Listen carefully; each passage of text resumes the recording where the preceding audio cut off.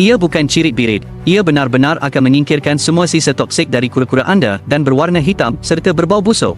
Semalam saya sapu sekali, dalam satu hari saya telah ketandas 4-5 kali. Ia bukan cirit-birit, ia benar-benar boleh menyingkirkan semua sisa toksik dari kura-kura anda dan berwarna hitam serta berbau busuk. Kaedah sangat mudah, sesiapa pun boleh mengetahuinya.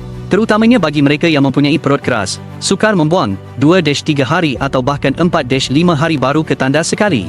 Jika setiap hari perlu duduk setengah jam baru boleh membuang air besar, cubalah ini, membantu meningkatkan fungsi usus yang lemah, melancarkan pencernaan.